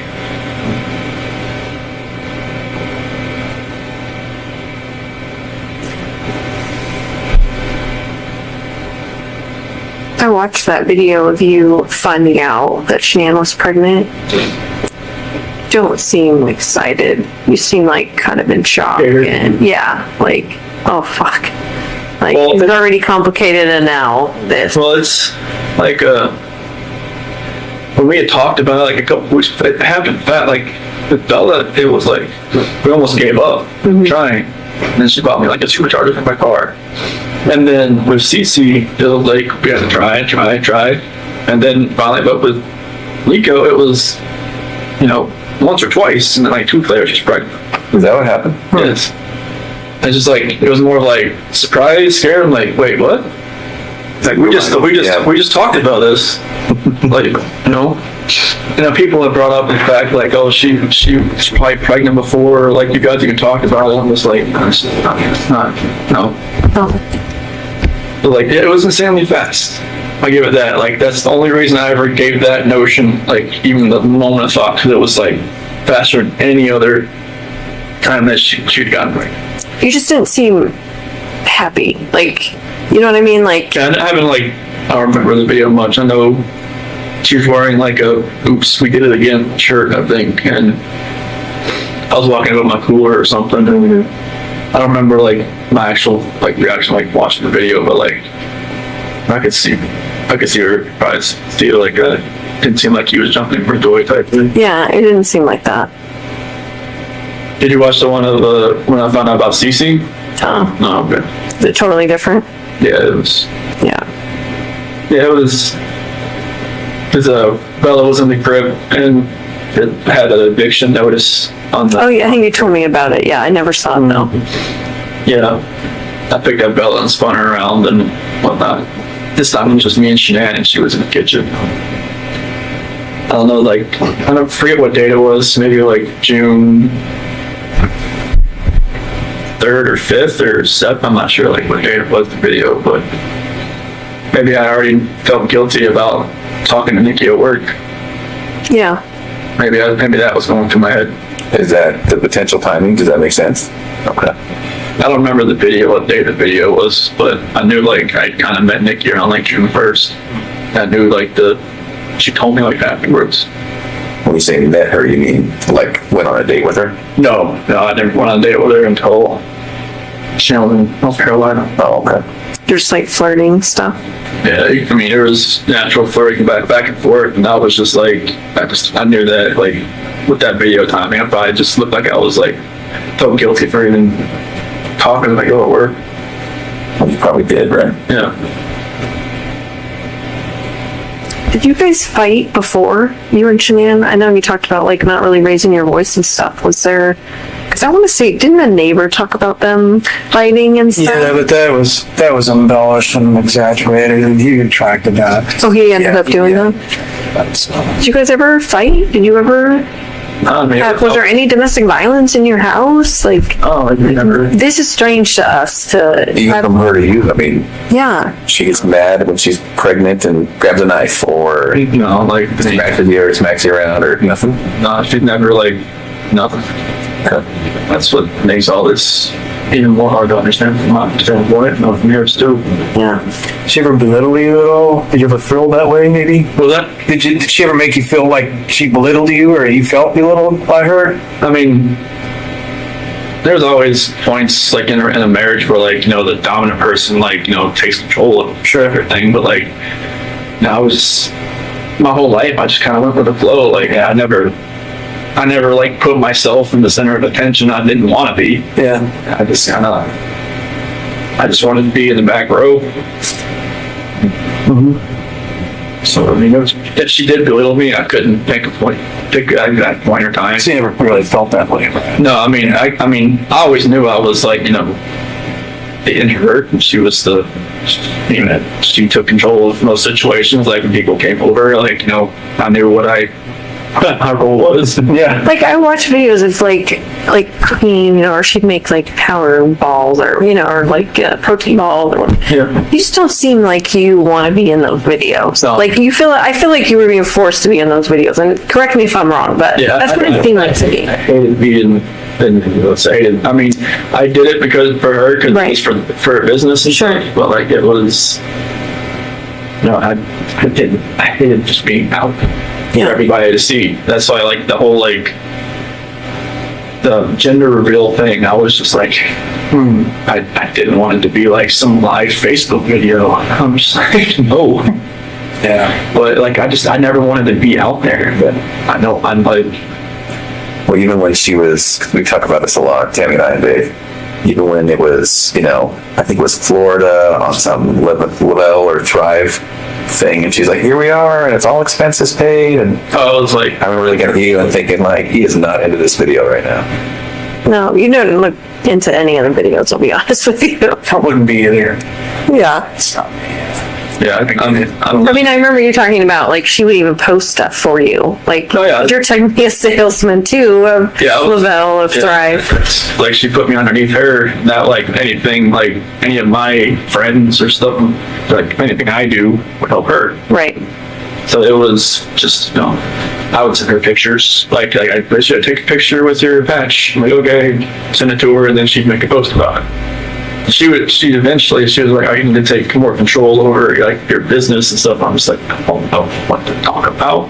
Right. Like if I wanted to talk to somebody at the mall or at the pool or somebody about this, I just stumble all over my words and just like, they'd be like, okay, bye. But no. Yeah. Yeah, I'm not a salesman. I mean, she could sell everything you're wearing back to you, Right. and you wouldn't even know it. Like, wait, I just paid. Right. Sure, I paid $20 for it. But yeah, it's those videos were not me. I did it just to support her. Like when she always say, "Oh." Could you tell her no? Could you say, I don't want to be in that video? Or was that an option? Probably not an option. I mean, it's like, she would have been like, oh, why is this to, help our family? This is for, to help this and that, so I couldn't have told her no. I mean, they would have made her mad. I would like, no. I wouldn't really start that just because it's for the business, it's for the family, I was just going to try to help out wherever I can. Right. Did that actually make money? Mm-hmm. So not only just more sales, but it actually put money in your guys' pocket? Mm-hmm. Okay. And she made probably in that last year, probably as much as I did. On commissions, basically? I mean, I know that's a simplified version of it, but... Yep. I mean, it's, they don't take taxes out on it, so. Yeah. Right. So that was like the good thing. I mean, they paid for your car. Mm-hmm. So, Did they give you an allowance or something to buy a car? yeah, once you're a certain level, like a 12K or above, they give you a car allowance once a month. I'm not sure how they make money, the owners doing that, but they did.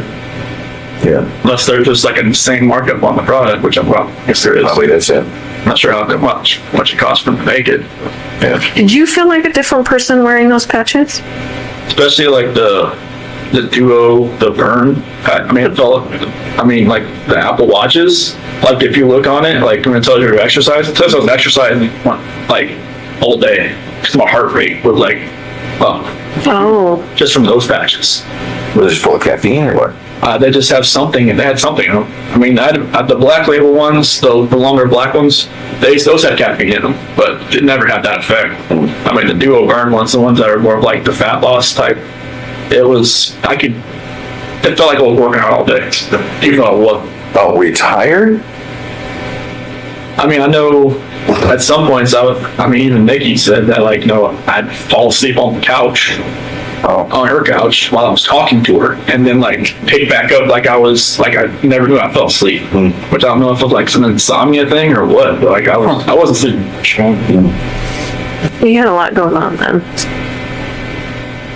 Yeah, but those are the only patches I really felt like a real big difference on, just because it felt like I was working out all day. Mm-hmm. You don't feel like they changed your personality or anything like that, though, or do you? I don't really know. I know I just felt different on those than any other batch. It was, I feel like I could just go longer and longer each day. Mm-hmm. And I'm not sure like if that was probably a bad thing, because I don't think I was probably sleeping more 3 hours a night. So would you stay when Shannon was gone, would you stay with Nikki and then go home for to get ready? What? Yeah, I just wake up at like 4:30 and go home and get ready for work and leave. And then just work out when I got back home. Mm-hmm.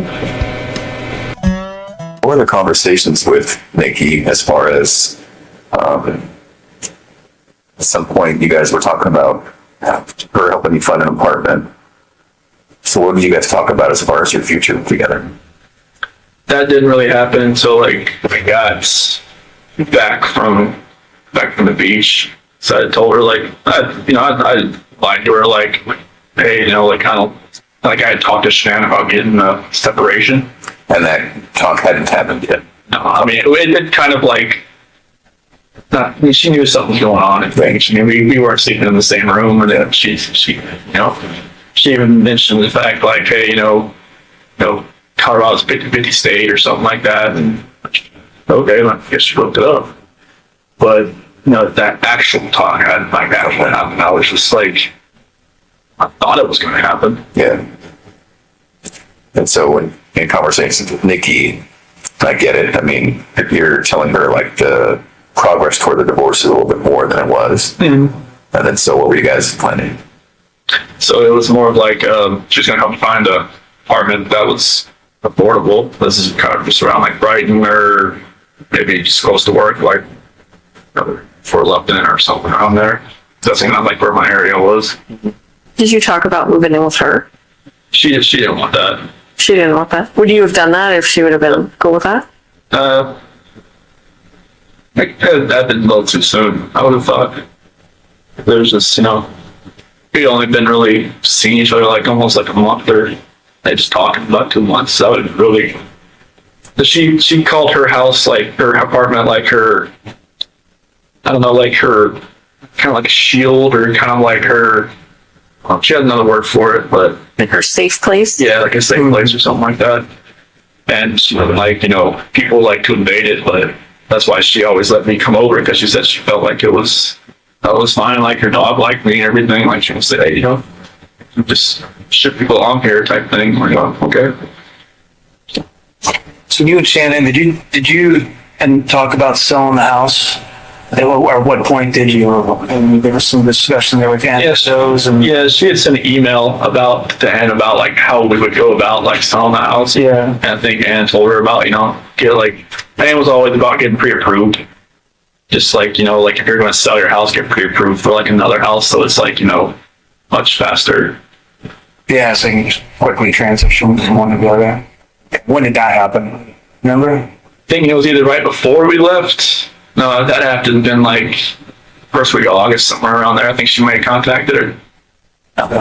So the plan was maybe to buy a house. I think you told me in Brighton, you think about buying a house in Brighton. Yeah, just like she liked that Adams 12 school system or something. Yeah. So Okay.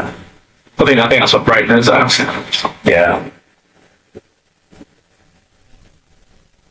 What were you thinking about when you called the school that day, on Monday? I was freaking out. I didn't know, like I was thinking in my head, like what I just did, what I just done, and I didn't know, like it was stupid to do anything. To call the school, to call Ann, to call anybody. I mean, they were right to be, suspicious about anything. Look, 'cause I knew I probably sounded eccentric on the phone and out of sorts, and just I don't even know what they were thinking. They heard me. I think they thought I was weird, but I don't know how you would not sound weird, like you said, so. So are you 100% sure the girls were still around and alive when you drove out? Okay. So that's completely accurate. There's nothing else about that. They got in the truck. Okay. Where did the blanket go? It's probably in the trash can or something, I think. Trash? It wasn't it was still in my truck. Okay. Well, we thought we saw some GPS where you had stopped by near a construction roll-off dumpster. Is that true, or? I think that's like, I dumped my clothes in there. So that would have been on the way back to the house. My neighborhood. Yeah. When Officer Kunab was there. Okay. Was it one of those red construction dumpsters? More than likely. Did you pack new clothes? How did that work? I already have some in there, because like, in case we have like a spill or something. Oh. If you ever get crude oil on you, Yeah, I have like two pairs of boots, all kinds of different stuff in there, just because like one time I had to pick up a spill and I had defrost on, and I had like a headache for like 2 weeks because like the crude oil that comes with that. So I always have something in there. So where did you keep them after you took them off? Like, did you just change out there into your new other? So like I find all my clothes in that dumpster. But that wasn't that on the way back when you were coming? Like you'd already worked the whole day, right? I'd work like till like 11 or so. 11. Yeah. So that was back when Nicole Atkinson. Yeah, when she was at, Yeah, when she- at my house, hit the doorbell, that's when I knew someone was at the house. Right. Did you think right then, like, oh fuck, like here we go? Or what were you thinking? I didn't even know why she was there. I was like, I didn't know, like, maybe she had an appointment or something with Shanann. I didn't know. What did you think, like, that day, like, what you were gonna say? Like, what was your plan? Were you just gonna go home and be like, report to the police that your family's gone, or? I had no idea what was going to happen. Like, after everything, I don't even know how I was even acting even normal to people that I was around. That's when, like, Troy and Cody and Chad and Melissa and all them, like, when they showed up on the site, I don't even know how I was even being somewhat even coherent what I was saying, but apparently they understood me. So I didn't know what was going to happen. Like I said, this wasn't like something like some criminal minds type. Like, well thought out? Yeah, it wasn't nothing like that. You're just minute by minute at that point. Yeah, I had no idea what was going on. So once the girls were gone, was it also just a minute by minute thing as far as the oil tanks? Yeah, I didn't know what to do. Just thinking about an oil tank just makes me want to throw up. And was that just because it was in front of you and there it was and it just presented itself? It wasn't a plan beforehand? Okay. Was there any reason why the separate ones? No, it's just like you said, it was like just going upstairs, and it didn't. No, like what Frank said is like I was trying to separate everybody. That's no, I didn't want to separate anybody. What was the reason? I can't even tell you. It was like I said, like something else was in control of what I was doing, and it was like I was doing something I never thought I would ever do in my life. Yeah. Did you think there would be less chance of someone finding them if they were in separate tanks, or? Sounds like a little. No, I didn't. Whatever my reasoning was in my head that day, it wasn't sound. It was nothing that's right. And you don't even remember thinking about it? No, it was like a reaction of something that I wasn't even thinking about. Yeah. Can you talk about the trash bags? Do you remember that? Oh, There were two. Okay.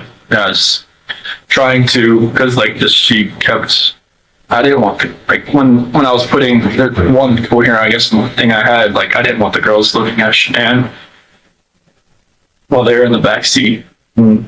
So what'd you do? I put a trash bag on one end and on her feet and on her head, so they didn't have to see. And they were just too little to kind of figure out, right? Yeah, they didn't. Okay. That's good. I just know, like when I was driving up there, they were just, sitting there, just, kind of asleep or kind of just like, holding on to each other, laying in each other's laps. I didn't.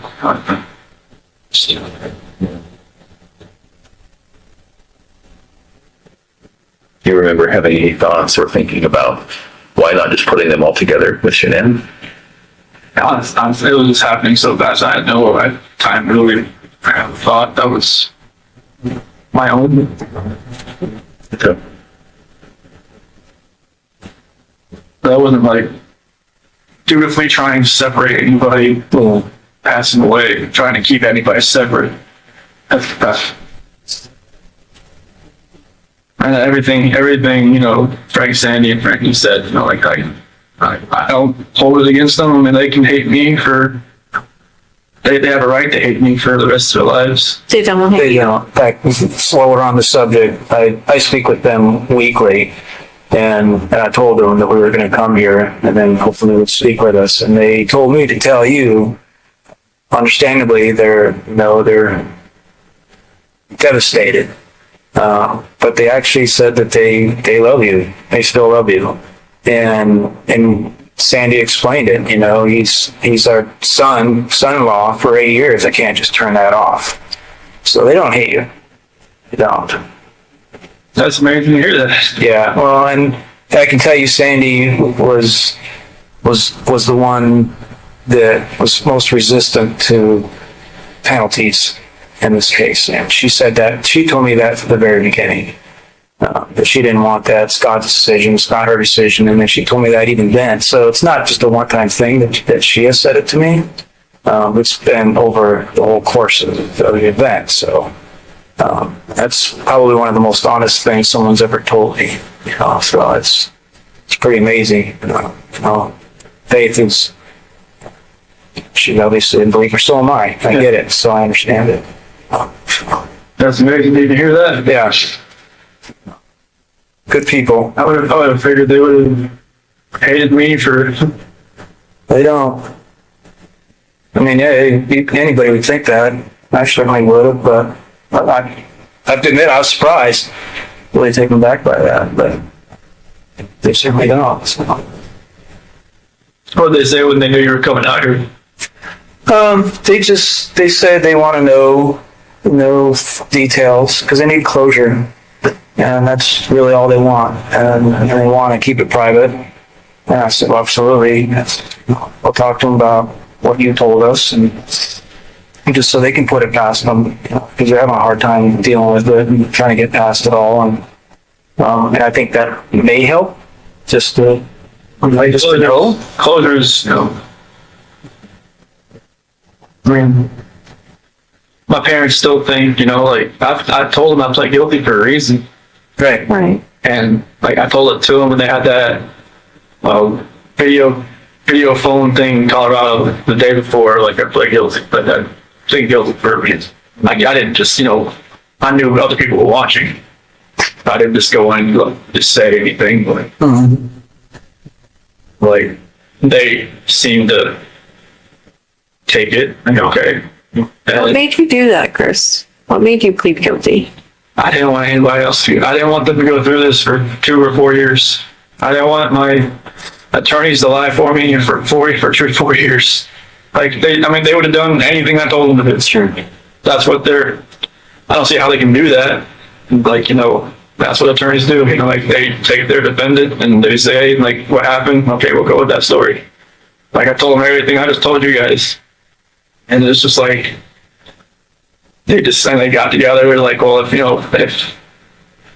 they ever offered a plea deal, would you ever want to, like, just plead guilty to? I'm like, yeah, I mean, if we can end this, end it. Like I was, like, in September, I told them that. Really? Yeah, they, like, but, it was way too early and prosecution was still doing their investigation, still grabbing evidence and all kinds of stuff. And that wasn't even really on the table.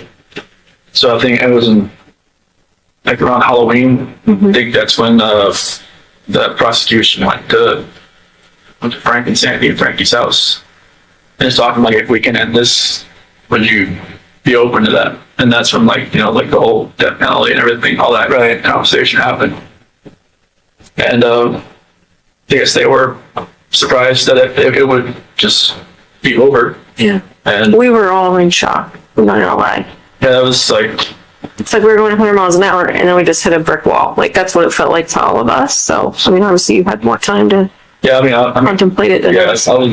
I told John and Kate and Sophia and everybody, Amy, if we can just stop this, and like, I know it's, everybody's telling me to fight this, there's no, like, there's like, everybody's saying there's like not enough evidence to such this and that. And I'm just like, no, I'm just like, this needs to end. Like, I don't want people to have to, because for Frank and everybody to have to fly back to Colorado every single time and get reminded of this, like, I'm not sure, it's never going to go away, but to actually have to come and talk about it, have other people talk about it, have, you know, all three of you get on the witness stand and say, you know, what they saw and what they've seen, you know, what they heard on tapes and everything like that. It's just like, I don't want people to relive that over and over and over again for years. Like, if I could just end this for everybody, and then, like, if there's any closure at all, they could,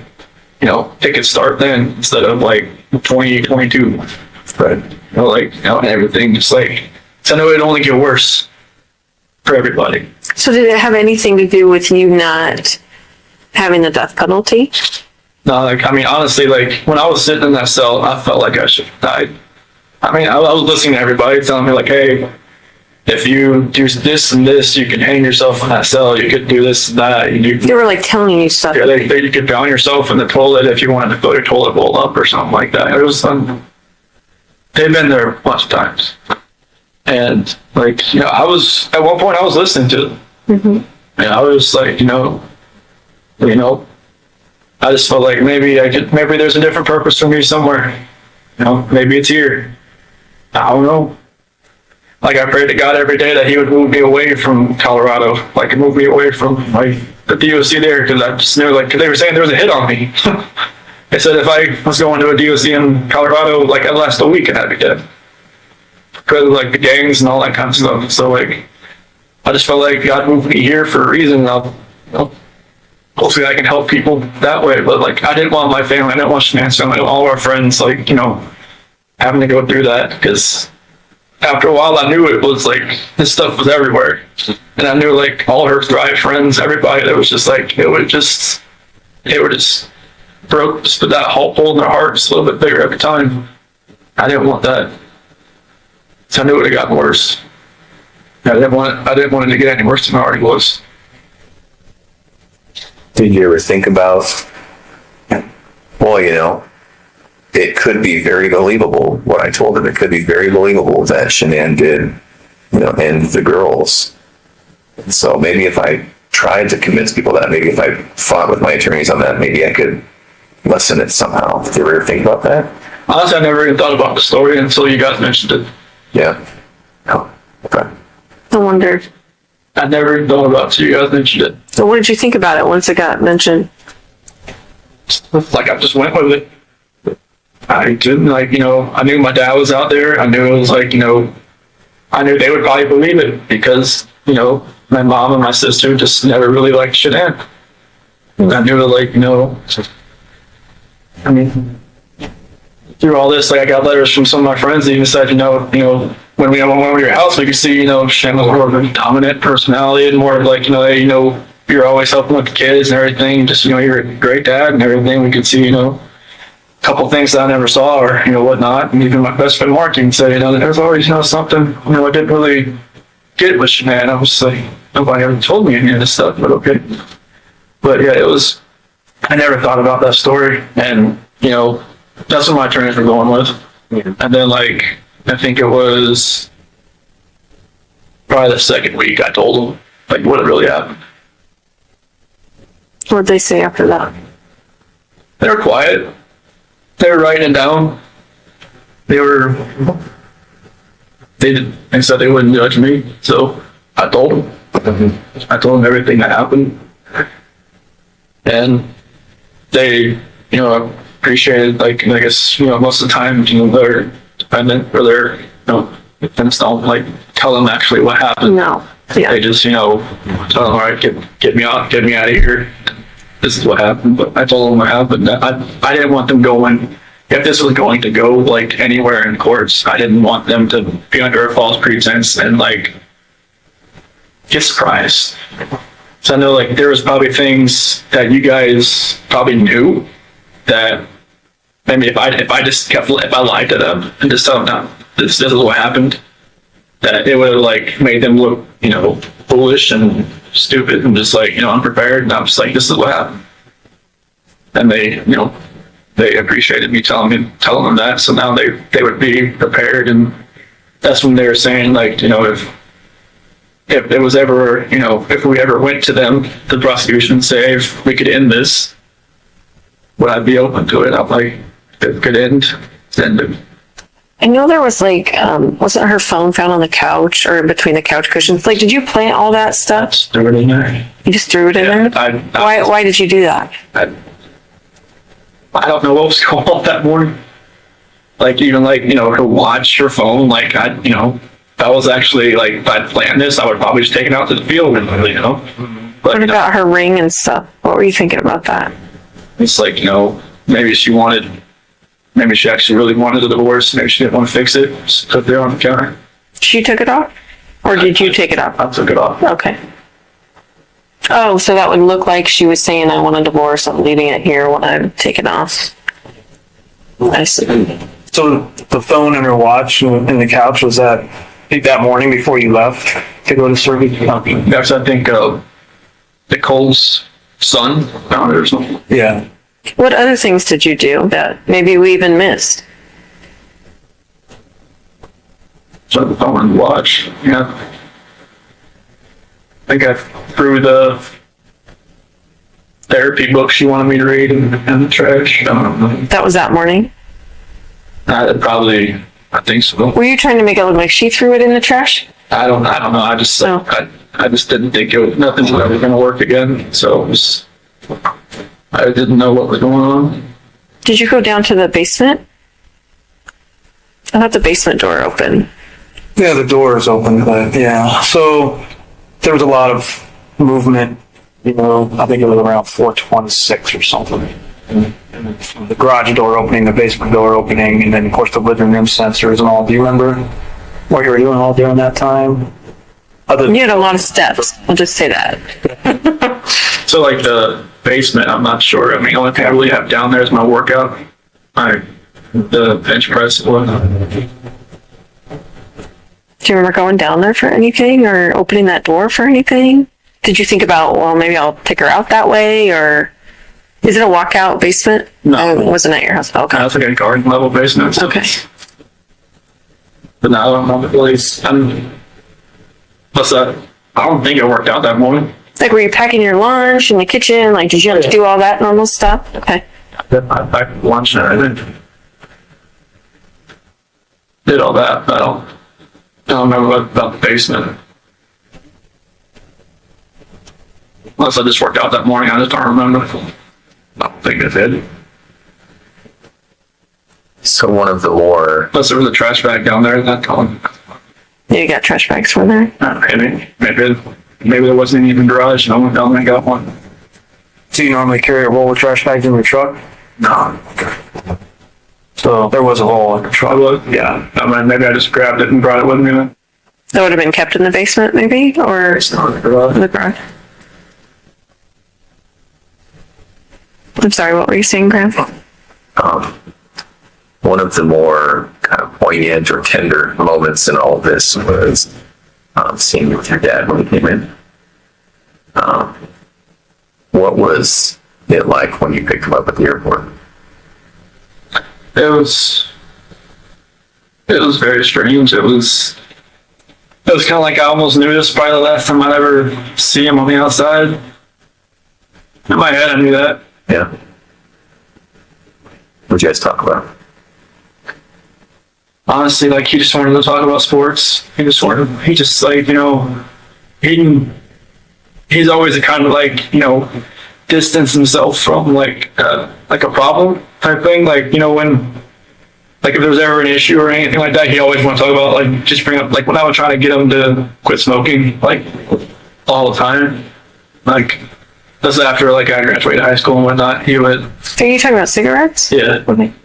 And, he would always, like, just change stuff. He's like, oh, you ever happened in the race, football or something? I mean, he just never wanted, like, he said, okay, oh, yeah, I'll get to it. And he was, boom, something else.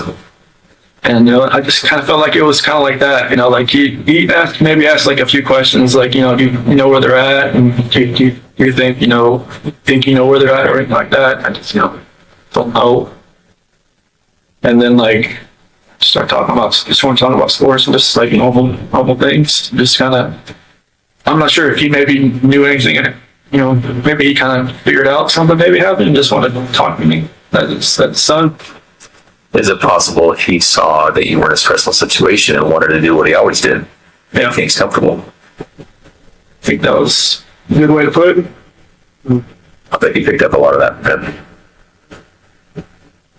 Yeah, because I mean, stressful situations, like I mean, the gray hair didn't show it, but like I try not to be in stress. But you know, it's like, you know, I worked on cars. There's a lot of stress because it's always, you know, it's on commission. You know, you get paid what you do, not by showing up.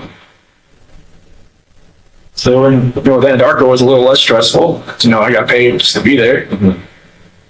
But, you know, Was your dad's marriage like yours and Shanann's marriage, as far as like your dad was the more passive one and your mom was the yeah, more mom dominant? was always the more aggressive one.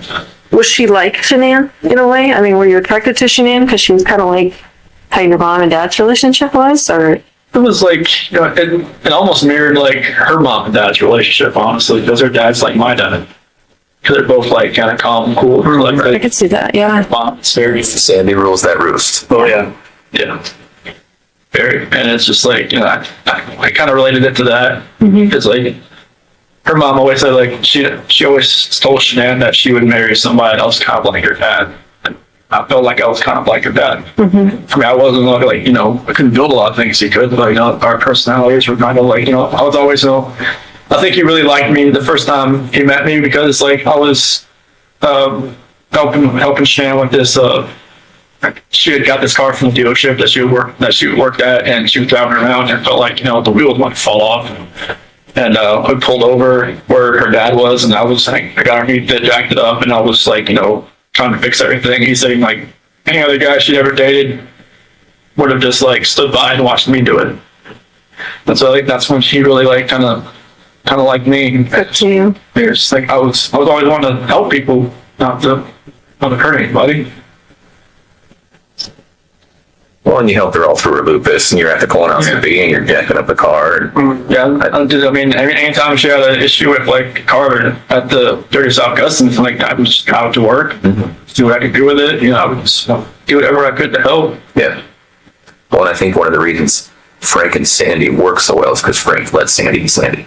Yeah, And they probably both thought on you that you let Shanann be Shanann. yeah. I just like, you know, I didn't try to change her. Right. Like I just let her be, you know, who she is. Yeah. She's like, you know, she's gung ho. She's, you know, she knows what she wants. She's gonna go get it. Yeah. And I didn't say, hey, you know, you can't do that. And that's what her first husband. Yeah. She controlled everything. He tried to be Sandy, and it didn't work. And she turned into almost like me. She was like, she just kind of like laid back and just kind of like let him do what he was doing. And I think she learned after that she can just be herself. And with me, she could definitely be herself. Yeah. So that's how it worked. So do you think your dad had any inkling? Because I'm trying to remember the timing. He showed up when you were still walking around. You weren't in any trouble yet. Ronnie came in. Yeah, I had met with you the night before, for like 3 or 4 hours. And then I was at Nick and Amanda's house. Yeah. We went there, and that's when I went to go pick him up. Okay. And you picked him up. It was early that morning, right? He was like 10:30, I think, when his flight came in. Okay. And then so from there, you guys probably drove home and then to the police station. Yep. And the talks there were no type of confession from you. Okay. No, it was like, he was just gonna wait. I told him, like, you know, be hungry. There was like that barbecue joint down the street. Like, you know, it's good. And just, you know, he told me he never left. He didn't. I wasn't lying. Yeah. He was faithful. He was. Yes. I mean, I don't know how he lasted that long without food. We ended up giving him food. Oh, okay. He was great. And the reason I ask is because when I look back and watch the video, now knowing what I know after talking to you today, I can see how genuine he was.